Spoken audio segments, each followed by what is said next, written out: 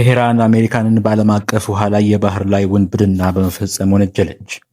ኢራን በህንድ ውቅያኖስ ስለተያዘባት ድፍድፍ ነዳጅ ጫኝ መርከብ በሰጠችው ምላሽ ይህ የባህር ላይ ውንብድና ነው ስትል ገለጸች። አሜሪካ የኢራንን ነዳጅ የጫነች መርከብ በህንድ ውቅያኖስ ላይ በቁጥጥር ስር ያዋለችው ባለፈው ሳምንት እንደነበር ይታወቃል። የኢራን የውጭ ጉዳይ ሚኒስቴር ቃል አቀባይ ኢስማኤል ባጋይ የአሜሪካን እርምጃ የባህር ላይ ውንብድና ሲሉ በገጻቸው ላይ አስፍረዋል። ይህ ድርጊት በግልጽ የባህር ላይ ውንብድናን ህጋዊ ማድረግ ነው ያሉት ቃል አቀባዩ በባህሮች ላይ የሚፈጸም በትጥቅ የታገዘ ሽፍትነት ነው ሲሉ አክለዋል።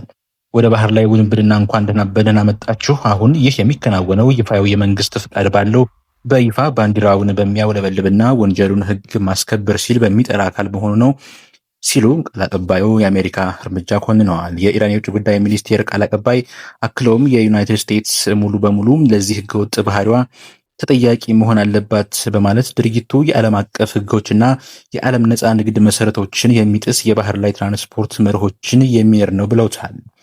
ቃል አቀባዩ ምላሽ የሰጡት የአሜሪካ ጠቅላይ አቃቤ ህግ ጄኒን ፌሪስ-ፒሮ የነዳጅ ጫኝ መርከቧን በቁጥጥር ስር ለመዋል የሚያስችል መያዣ ማውጣታቸውን መግለጻቸውን ተከትሎ ነው።